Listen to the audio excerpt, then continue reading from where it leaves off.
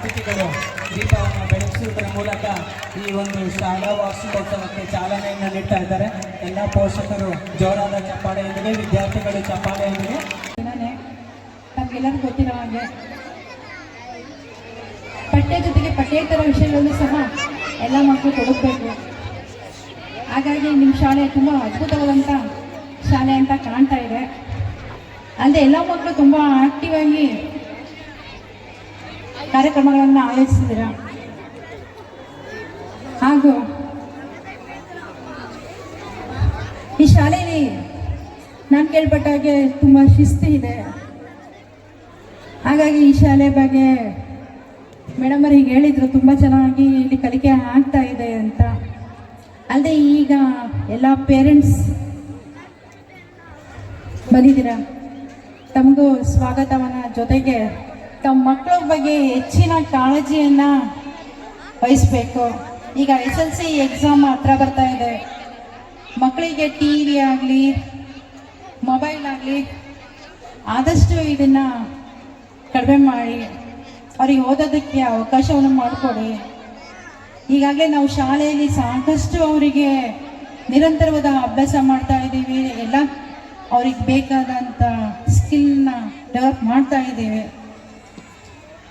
ಹಾಗಾಗಿ ನೀವು ಹೆಚ್ಚು ಮನೆಯಲ್ಲಿ ಸ್ವಲ್ಪ ಅಭ್ಯಾಸ ಮಾಡೋದಕ್ಕೆ ಅವರಿಗೆ ಅವಕಾಶ ಮಾಡಿಕೊಡಿ.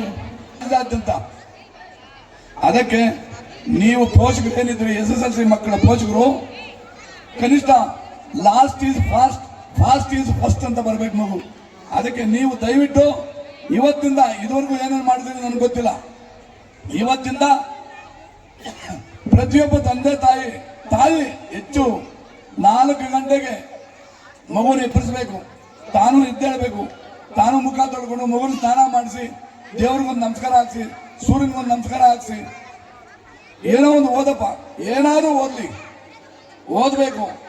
ಏನು ಎಲ್ಲ ಶಾಲೆಗಳಲ್ಲೂ ಎಲ್ಲ ಶಿಕ್ಷಕರು ಕಷ್ಟಪಟ್ಟು ಎಲ್ಲ ಮಾಡ್ತಾರೆ ಪಾಪ. ತಂದೆ ತಾಯಿಯಂದ್ರು, ಅದರಲ್ಲಿ ಎಸ್ಪೆಷಲಿ ಹೆಣ್ಣು ಮಕ್ಕಳು ತಾಯಂದ್ರು ಪ್ರಯತ್ನ ಪಟ್ಟರೆ ಈಗಲೂ ಕೂಡ ವೆಂಕಟೇಶ್ ಶಾಲೆಯಲ್ಲಿ ಇರ್ತಕ್ಕಂಥ ಎಲ್ಲ 64 ಮಕ್ಕಳು ಖಂಡಿತ ಪಾಸ್ ಆಗ್ತಾರೆ. 100ಕ್ಕೆ 100 ರಿಸಲ್ಟ್ ಬರುತ್ತಾ SSLC ಮಕ್ಕಳು ಕೈ ಮೇಲಕ್ಕೆದ್ದೆ ಎಲ್ಲರೂ ಎತ್ತಬೇಕಾ? ಇಲ್ಲ ಬಿಟ್ಬಿಟ್ಟಿದ್ದೀರಾ? ಎಲ್ಲರೂ ಪಾಸ್ ಆಗಬೇಕು. ಇವತ್ತಿಂದ ಕೂಡ ನೀವೆಲ್ಲರೂ ಪ್ರಯತ್ನ ಮಾಡಿದ್ರೆ SSLCಯಲ್ಲಿ ವೆಂಕಟೇಶ್ ಶಾಲೆ 100ಕ್ಕೆ 100 ಬರ್ಬೋದು. ಲಾಸ್ಟ್ ಟೈಮ್ ನಮ್ದು ದತ್ತಸಾಯಿ ಇಂಟರ್ನ್ಯಾಷನಲ್ ಶಾಲೆ 13 ವರ್ಷಗಳಿಂದ ಕಂಟಿನ್ಯೂಸ್ ಆಗಿ SSLCಯಲ್ಲಿ 100ಕ್ಕೆ 100 ಫಲಿತಾಂಶ ಬರುತ್ತೆ. ಈ ವರ್ಷನೂ ಬರುತ್ತೆ ಅಂತ ಆಶಾಭಾವನೆ ಇದೆ. ಸರ್ ಮಾತಾಡಿದ್ಮೇಲೆ ಬಹುಶಃ ನಾವ್ಯಾರು ಮಾತಾಡ್ಲಿಕ್ಕೆ ಅಷ್ಟು ಹೆಚ್ಚು ವಿಷಯ ಇರೋದಿಲ್ಲ. ಆದ್ರೆ ಒಂದು ಮಾತು ಹೇಳಲಿಕ್ಕೆ ಬಯಸ್ತೇನೆ. ನಾವೆಲ್ಲ ಕೂಡ ಮಕ್ಕಳನ್ನ ಬಹಳ ಪ್ರೀತಿಯಿಂದ ಇವತ್ತು ಪೋಷಕರು ಇರೋದಕ್ಕೆ ನಾನು ಆ ವಿಷಯ ಹೇಳಲಿಕ್ಕೆ ಬಯಸ್ತಾ ಇದ್ದೇನೆ. ಮಕ್ಕಳನ್ನ ಬಹಳ ಪ್ರೀತಿಯಿಂದ ಬಹಳ ಮುದ್ದಾಗಿ ನಾವು ಸಾಕ್ತಾ ಇದ್ದೀವಿ. ಅವ್ರಿಗೋಸ್ಕರ ಸಕಲವನ್ನು ಸಮರ್ಪಣೆ ಮಾಡ್ತಾ ಇದೀವಿ. ಅವ್ರಿಗೆ ಯಾವ ಸ್ಕೂಲ್ ಬೇಕು, ಎಂತ ಎಜುಕೇಶನ್ ಕೊಡಬೇಕು, ಎಲ್ಲವನ್ನ ನಿರ್ಧಾರ ಮಾಡಿ ನಾವು ಪ್ಲಾನ್ ಆಗಿ ಅವ್ರಿಗೆ ಕೊಡ್ತಾ ಇದೀವಿ. ಆದ್ರೆ ಮುಖ್ಯ ನಾವು ಎಡುತ್ತಾ ಇದೀವಿ. ನಮ್ಮ ಸಂಸ್ಕೃತಿ, ನಾವು ಬೆಳೆದು ಬಂದ ರೀತಿ, ನಮ್ಮ ಕಷ್ಟ ಸುಖಗಳು, ಅದೆಲ್ಲ ಮಕ್ಕಳಿಗೆ ಅರ್ಥ ಆಗೋ ರೀತಿಯಲ್ಲಿ ನಾವು ಬೆಳೆಸಬೇಕು ಅಂತಕ್ಕಂಥದ್ದು. ಇದನ್ನೆಲ್ಲ ಶಾಲೆನಲ್ಲಿ ಹೆಚ್ಚಾಗಿ ಕಲಿಸ್ಲಿಕ್ಕೆ ಆಗೋದಿಲ್ಲ. ಹಾಗಾಗಿ ತಂದೆ ತಾಯಿ ನೀವೇನಾದ್ರೂ ಆ ಮಕ್ಕಳಿಗೋಸ್ಕರ ಏನಾದರೂ ಎತ್ತಿಡ್ತೀರಾ ಅಥವಾ ರಿಸರ್ವ್ ಮಾಡಿರ್ತೀರಾ ಅಂದ್ರೆ ದುಡ್ಡಲ್ಲ, ಆಸ್ತಿ ಅಲ್ಲ, ಅವ್ರಿಗೋಸ್ಕರ ನಿಮ್ಮ ಸಮಯವನ್ನು ಅವರಿಗೆ ಮೀಸಲಿಡಿ ದಯವಿಟ್ಟು. ಬಹಳಷ್ಟು ತಂದೆ ತಾಯಿ ಸಂಪಾದನೆಗೋಸ್ಕರ, ಇಲ್ಲಿ ಕುಟುಂಬಕ್ಕೋಸ್ಕರ ಸಂಪಾದನೆ ಬಹಳ ಮುಖ್ಯ. ಆದ್ರೆ ನಾವು ಸಂಪಾದನೆಗೋಸ್ಕರ ಹೊರಗಡೆ ಹೊರಟೋಗ್ತೀವಿ, ಆದ್ರೆ ಮಕ್ಕಳ ಸಂಪರ್ಕದಲ್ಲಿ ಬಹಳ ಕಡಿಮೆ ಇರ್ತೀವಿ. ಹಾಗಾಗಿ ಮಕ್ಕಳೊಂದಿಗೆ ಹೆಚ್ಚು ಸಂಪರ್ಕವನ್ನ ಇಟ್ಕೊಳ್ಳಿ. ಅವರ ಪ್ರೀತಿ ವಿಶ್ವಾಸವನ್ನ, ನಿಮ್ಮ ಕಷ್ಟ ಸುಖ ಅವ್ರಿಗೆ ಗೊತ್ತಾಗ್ಬೇಕು. ನಿಮ್ಮ ಮಧ್ಯೆ ಒಂದು ಪ್ರೀತಿ ವಿಶ್ವಾಸ ಬಾಂಧವ್ಯ ಬೆಳಿಬೇಕು. ಅದು ಸರ್ಕಾರದ ಜೊತೆಯಲ್ಲಿ ಖಾಸಗಿ ಶಾಲೆಗಳು ಕೂಡ ಇವತ್ತು ಒಳ್ಳೆಯ ಶಿಕ್ಷಣನ ಕೊಡಮಾಡೋದ್ರ ಜೊತೆಗೆ ಈ ಭಾಗದಲ್ಲಿ ಒಂದು ವಿದ್ಯಾಸಂಸ್ಥೆಯನ್ನು ಸ್ಥಾಪನೆ ಮಾಡಿ ಒಳ್ಳೆಯ SSLC ಫಲಿತಾಂಶವನ್ನ 100% ಫಲಿತಾಂಶವನ್ನು ಕೊಡಮಾಡ್ತಾ ಬಂದಿದೆ. ಅದಕ್ಕಾಗಿ ನಾನು ಶಾಲೆಯ ಮುಖ್ಯ ಶಿಕ್ಷಕರು ಮತ್ತು ಶಿಕ್ಷಕರಿಗೆ ತುಂಬ ಹೃದಯದ ಅಭಿನಂದನೆಗಳನ್ನು ಸಲ್ಲಿಸ್ತೇನೆ.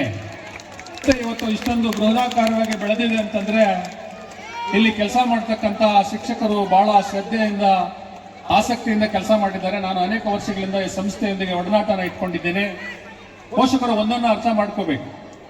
ಬಹಳ ಜನ SLC ಯಲ್ಲಿ ಅಂಕ ಪಡಿತಾರೆ, PUC ಯಲ್ಲಿ ಅಂಕ ಪಡಿತಾರೆ, ಡಿಗ್ರಿಯಲ್ಲಿ ಅಂಕ ಪಡಿತಾರೆ, ಕೆಲಸಕ್ಕೂ ಕೂಡ ಸೇರ್ತಾರೆ. ಯಾರ್ಯಾರು ಹೆಚ್ಚು ಅಂಕ ಪಡ್ಕೊಂಡ್ರು ಬಹಳ ಜನ ಜೀವನದಲ್ಲಿ ಫೈಲ್ ಆಗ್ತಾ ಇದ್ದಾರೆ. ಯಾಕೋ ಗೊತ್ತಿಲ್ಲ. ಅಂಕಗಳೆಲ್ಲ ಪಡ್ಕೊಂಡು ಅಂಕಪಟ್ಟಿಯಲ್ಲಿ ಪಾಸ್ ಆದ್ರೆ ಸಾಲದು ಮಕ್ಕಳೇ. ಇದನ್ನು ಬಹಳ ಸೂಕ್ಷ್ಮವಾಗಿ ಶಿಕ್ಷಕರು ಅರ್ಥ ಮಾಡ್ಕೋಬೇಕು. ಅಂಕಪಟ್ಟಿಯಲ್ಲಿ ಪಾಸ್ ಆಗೋದ್ರ ಜೊತೆಗೆ ವಿದ್ಯಾರ್ಥಿ ಜೀವನದಲ್ಲಿ ಪಾಸ್ ಆಗ್ಬೇಕು. ಬಹಳ ಜನ ನಾನು ನೋಡಿದ್ದೀನಿ, ಯಾರೋ ಡಾಕ್ಟರ್ ಆದ್ರು, ಯಾರೋ ಇಂಜಿನಿಯರ್ ಆದ್ರು, ಇವರು ಬಹಳ ಜನ ತಂದೆ ತಾಯಿ ಕೈಗೆ ಸಿಗ್ತಾ ಇಲ್ಲ. ಯಾಕೆ ಈಗ ಆಗ್ತಾ ಇದೆ ಅಂತಂದ್ರೆ, ಮೌಲ್ಯಾಧಾರಿತ ಶಿಕ್ಷಣವನ್ನು ಕೊಡದೆ ಹೋದ್ರೆ ಮಕ್ಕಳಿಗೆ ಬರೀ ಅಂಕಗಳನ್ನ ಹೇಳ್ಕೊಟ್ರೆ ಮಕ್ಕಳು ಜೀವನದಲ್ಲಿ ಪಾಸ್ ಆಗ್ತಾರೆ. ಅಂಕಪಟ್ಟಿಯಲ್ಲಿ ಪಾಸ್ ಆದವರು ಜೀವನದಲ್ಲಿ ಫೇಲ್ ಆಗ್ತಾ ಇದ್ದಾರೆ. ಅದರಿಂದ ನಾನು ಯಾಕೆ ಒತ್ತಿ ಹೇಳ್ತೀನಿ ಅಂತಂದ್ರೆ, ಬಹಳ ಓದಿಸಿ ಕಷ್ಟಪಟ್ಟಂತ ತಂದೆ ತಾಯಿಗಳು ಬಹಳ ನೋವು ತಿಂತಾ ಇದ್ದಾರೆ. ಯಾರ್ಯಾರು ಓದಿಸಿ ಡಾಕ್ಟರ್ ಮಾಡಿದೀವಿ, ಇಂಜಿನಿಯರ್ ಮಾಡಿದೀವಿ, ಅವರೆಲ್ಲ ಕೂಡ ಕೈಗೆ ಸಿಕ್ಕೋದಿಲ್ಲ. ಹೊರಗಡೆ ಹೋಗಿ ಸೆಟ್ಲ್ ಆಗ್ತಾ ಇದ್ದಾರೆ. ವೃದ್ಧಾಶ್ರಮಗಳು ಬಂದವು, ಅನಾಥಾಶ್ರಮಗಳು ಬಂದವು. ತಂದೆ ತಾಯಿನ ನೋಡ್ತಾ ಇಲ್ಲ, ಅತ್ತೆ ಮಾವನ್ನ ನೋಡ್ತಾ ಇಲ್ಲ. ಹೀಗಾಗಬಾರ್ದು. ಶಿಕ್ಷಣ ಅಂತಂದ್ರೆ ಅದು ಸರ್ವಾಂಗೀಣ ಪ್ರಗತಿ ಆಗ್ಬೇಕಂತಕ್ಕಂಥ ಮಾತನ್ನು ಹೇಳ್ತಾ, ಸಂಸ್ಥೆ ರೂರಲ್ ಭಾಗದಲ್ಲಿ ಇರೋದು ಬಹಳ ಒಂದು ನಿಮ್ಮೆಲ್ಲರ ಅನುಕೂಲ ಅಂತ ಹೇಳ್ಬೋದು. ಯಾಕೆಂದ್ರೆ ಎಷ್ಟೋ ಇಂಥ ಒಂದು ಬಾರ್ಡರ್ ಏರಿಯಾದಲ್ಲಿ ಒಂದು ಶಿಕ್ಷಣ ಸಂಸ್ಥೆ ನಿಮಗಿದ್ರೆ ನಾವು ಕಲಿಯಕ್ಕೆ ಸಾಧ್ಯ ಆಗುತ್ತೆ. ಇಲ್ಲ ಅಂತಂದ್ರೆ ಗೌರ್ಮೆಂಟ್ ಶಾಲೆಗಳು ಇದಾವೆ, ಅವು ಸಹ ಉತ್ತಮವಾಗಿ ಶಿಕ್ಷಣ ಕೊಡ್ತಿದ್ದಾವೆ. ಆದರೂ ಸಹ ಅಂಥದ್ರ ಮಧ್ಯೆ ಇಲ್ಲಿ ಒಂದು ಗ್ರಾಮೀಣ ಪ್ರದೇಶದಲ್ಲಿ ಒಂದು ಶಾಲೆಯನ್ನು ನಡೆಸಿ ಅದನ್ನು ಪ್ರಾರಂಭಿಸಿ ನಡೆಸೋದು ತುಂಬ ಕಷ್ಟಕರವಾದ ಒಂದು ಕೆಲಸವನ್ನು ಇವರು ನಿಭಾಯಿಸಿದ್ದಾರೆ. ಅವ್ರಿಗೂ ಸಹ ಒಂದು ಅಭಿನಂದನೆಯನ್ನು ನಾವು ಸಲ್ಲಿಸುತ್ತಾ, ಮತ್ತೆ ಈಗ ಪರೀಕ್ಷಾ ಸಮಯ, ಪ್ರತಿಯೊಬ್ಬ ಪೋಷಕರು ಸಹ ತಮ್ಮ ಮಕ್ಕಳ ಬಗ್ಗೆ ಹೆಚ್ಚಿನ ಕಾಳಜಿ ವಹಿಸಬೇಕು. ಯಾಕೆ ಅಂತಂದ್ರೆ, ನಾನು ಪೊಲೀಸ್ ಇಲಾಖೆಯಲ್ಲಿ ಈಗ ನಾವು ನೋಡ್ತಾ ಇರೋದು ಏನಪ್ಪಾ ಅಂದ್ರೆ, ಬಹಳಷ್ಟು ಮಕ್ಕಳು ಈ ದಯವಿಟ್ಟು ಎಲ್ಲರೂ ನಿಶಬ್ದವಾಗಿರ್ಬೇಕು. 8, 9 ಮತ್ತೆ 10 ಈ ಭಾಗದಲ್ಲಿ, ಈ ಒಂದು ಹಂತದಲ್ಲಿ ಮಕ್ಕಳು ತುಂಬಾ ಈ ಮೊಬೈಲ್ಗೆ ಅಡಿಕ್ಟ್ ಆಗಿ ಹಲವಾರು ಅಂದ್ರೆ ಅಪರಾಧಿಕ ಕೃತ್ಯಗಳಲ್ಲಿ ಭಾಗವಾಗಿರೋದು ನಮಗೆ ಕಾಣ್ತದೆ. ಯಾಕೆಂದ್ರೆ ನಾವು ಅದೇ ಇಲಾಖೆಯಲ್ಲಿ ಬೆಳಗ್ಗೆ ಸಂಜೆ ನಾವು ಕೆಲಸ ನಿರ್ವಹಿಸೋದ್ರಿಂದ ನಮಗೆ ಗೊತ್ತಾಗ್ತಾ ಇದೆ. ಹಾಗಾಗಿ ದಯಮಾಡಿ ಪೋಷಕರು ತಮ್ಮ ಮಕ್ಕಳಿಗೆ ಮೊಬೈಲ್ ಕೊಡಬೇಕಾದಾಗ ತುಂಬಾ ಎಚ್ಚರಿಕೆಯಿಂದ ಕೊಡಬೇಕು. ಯಾಕೆಂದ್ರೆ ಮಕ್ಕಳು ಒಳ್ಳೇದು, ಮೊಬೈಲಿಂದ ಕೆಲವೊಂದು ಒಳ್ಳೆ ಅನುಕೂಲನೂ ಇದೆ. ಆದ್ರೆ ಅದನ್ನ ಯಾವ ರೀತಿ ಬಳಸ್ತಾರೆ, ಏನ್ ನೋಡ್ತಾರೆ ಮೊಬೈಲಲ್ಲಿ, ಏನ್ ಚಾಟ್ ಮಾಡ್ತಾರೆ, ಯಾವ ವೆಬ್ಸೈಟ್ ನೋಡ್ತಾರೆ, ದಯಮಾಡಿ ಪೋಷಕರು ನೀವು ಚೆಕ್ ಮಾಡಿ ಮಕ್ಕಳನ್ನ. ತಪ್ಪೇನಿಲ್ಲ, ನೀವು ಚೆಕ್ ಮಾಡಬೇಕು. ಸ್ಕೂಲಿಂದ ಮನೆ ಬರ್ತಿದ್ರೆ ನೀವು ಮಕ್ಕಳನ್ನ ಬ್ಯಾಗ್ ತಪಾಸಣೆ ಮಾಡಬೇಕು. ಏನಿದೆ ಮಕ್ಕಳ ಬ್ಯಾಗಲ್ಲಿ, ಏನ್ ಇಟ್ಟುಕೊಂಡಿರ್ತಾರೆ ಅಂತ. ಯಾಕೆಂದ್ರೆ ಮೊದಲೆಲ್ಲನ ಅಫೆನ್ಸ್ಗಳಾಗಲಿ ಅಥವಾ ಒಂದು ಅಪರಾಧಿಕ ಕೃತ್ಯಗಳು ಕಾಣಂಗ್ ಮಾಡ್ತಾ ಇದ್ರು. ಈಗೆಲ್ಲ ಏನಾಗಿದೆ ಕಾಣೋದು ಗೊತ್ತೇ ಆಗೋದಿಲ್ಲ. ಯಾವ ರೀತಿ ಬೇಕಾದ್ರೂ ಆಗ್ಬೋದು. ಸ್ಕೂಲ್ಗಳ ಹತ್ರ ಮಕ್ಕಳನ್ನೆಲ್ಲ ಚಾಕ್ಲೇಟ್ ಅಲ್ಲಿ ಸಹ ಮಾದಕ ವಸ್ತುಗಳನ್ನ ಸಪ್ಲೈ ಮಾಡುವಂತಹ ಕೇಸ್ಗಳನ್ನ ಹಿಡಿದಿದ್ದೀವಿ. ಚಾಕ್ಲೇಟ್ಗಳು ಯಾರಿಗೆ ಗೊತ್ತಾಗುತ್ತೆ? ಸ್ಕೂಲ್ ಪಕ್ಕದಲ್ಲಿ ಮಕ್ಕಳಿಗೆ ಚಾಕ್ಲೇಟ್ ಕೊಡ್ತಾರೆ. ಚಾಕ್ಲೇಟ್ ತಿಂದ್ರೆ ಅದರಲ್ಲಿ ಗಾಂಜಾ, ಫೀಮು ಮತ್ತೆ ಡ್ರಗ್ಸ್ ಸಹ ಮಿಕ್ಸ್ ಮಾಡಿ ಕೊಟ್ಟರ ಅಂತ ನಿದರ್ಶನಗಳು, ಕೇಸ್ಗಳು ನಾವೇ ಮಾಡಿದ್ದೀವಿ. ಸೊ ಹಾಗಾಗಿ ಪೇರೆಂಟ್ಸ್ಗಳು ಮಕ್ಕಳನ್ನ ನೀವು ತುಂಬಾ ಸೂಕ್ಷ್ಮವಾಗಿ ಅಬ್ಸರ್ವ್ ಮಾಡಬೇಕು. ಆವಾಗ ಮಾತ್ರ ಮಕ್ಕಳುಗಳು ಏನ್ ಮಾಡ್ತಿದ್ದಾರೆ ಏನಂತ ನಮಗೆ ಗೊತ್ತಾಗುತ್ತೆ. ಹಾಗಾಗಿ ಮಕ್ಕಳಿಗೂ ಸಹ ನಾನು ಈ ಒಂದು ಇದರಲ್ಲಿ ಕಿವಿ ಮಾತು ಹೇಳೋದೇನೆಂದ್ರೆ, ದಯಮಾಡಿ ನೀವು ಮೊಬೈಲಿಂದ ಎಷ್ಟು ದೂರ ಇರ್ತೀರೋ ಅಷ್ಟು ಸಹ ನಿಮಗೆ ಒಳ್ಳೇದು. ಮೊಬೈಲಿಂದ ಏನ್ ಅಂತ 10% ನಿಮ್ಗೆ ಅನುಕೂಲ ಇರಬಹುದು ಅಷ್ಟೇನೆ. ಅದನ್ನ ಟೀಚರೇ ನಿಮಗೆ ಹೇಳ್ಕೊಡ್ತಾರೆ. ಅದ್ರಾಗೇನು ಮೊಬೈಲಿಂದಲೇ ನೋಡ್ಬೇಕಂತ ಏನಿಲ್ಲ. ದಯಮಾಡಿ ಮಕ್ಕಳು ಸಹ ಮೊಬೈಲಿಂದ ದೂರ ಇರಬೇಕು. ಯಾಕೆ ಅಂತಂದ್ರೆ, ನೀವು ಮೊಬೈಲ್ ಸಾಮಾನ್ಯವಾಗಿ ನಿಮ್ಮ ತಂದೆ ತಾಯಿಗಳ ಮೊಬೈಲ್ ಅನ್ನು ನೀವು ಯೂಸ್ ಮಾಡ್ತೀರಾ. ಅದರಲ್ಲಿ ನಿಮ್ಮ ತಂದೆ ತಾಯಿಗೆ ಸಂಬಂಧಪಟ್ಟ ಬ್ಯಾಂಕ್ ಅಕೌಂಟ್ ಇರ್ತದೆ, ಬ್ಯಾಂಕ್ ಡೀಟೇಲ್ಸ್ ಇರ್ತದೆ. ಅದರಲ್ಲಿ ನೀವೇನಾದ್ರೂ ಒಂದ್ಸರಿ ಕೆಲವರು ನೀವು ಮೊಬೈಲ್ ಆಪರೇಟ್ ಮಾಡಬೇಕಾಗ ಕೆಲವೊಂದು ಫ್ರಾಡ್ ಏಜೆನ್ಸಿಗಳಿಂದ ನಿಮಗೆ ಒಂದು ಮೆಸೇಜ್ ಬರುತ್ತೆ. ಆ ಮೆಸೇಜ್ ಏನಾದರೂ ಅಪ್ಪಿತಪ್ಪಿ ನೀವು ಮಕ್ಕಳು ರಿಸೀವ್ ಮಾಡ್ಕೊಂಡ್ಬಿಟ್ರೆ ಆ ಬ್ಯಾಂಕ್ ಅಕೌಂಟ್ ಡೀಟೇಲ್ಸ್ ಎಲ್ಲ ಅವರಿಗೆ ಆಟೋಮೆಟಿಕಲಿ ಹೋಗುತ್ತೆ, ಮತ್ತೆ ಕಾಂಟ್ಯಾಕ್ಟ್ ಡೀಟೇಲ್ಸ್ ಎಲ್ಲ ಹೋಗುತ್ತೆ.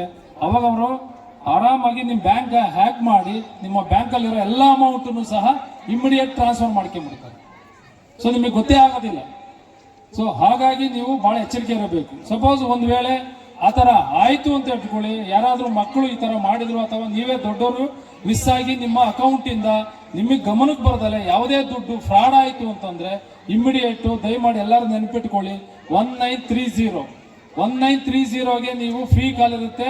ದಯಮಾಡಿ ಅದಕ್ಕೆ ನೀವು ಕಾಲ್ ಮಾಡಿ ಹಾಫ್ ಅನ್ ಅವರ್ ಒಳಗೆ ನೀವು ಕೇಸ್ ಲಾಗ್ ಮಾಡಿದ್ರೆ ನಿಮ್ಮ ಅಷ್ಟು ದುಡ್ಡನ್ನ ವಾಪಸ್ ಬರ್ತದೆ.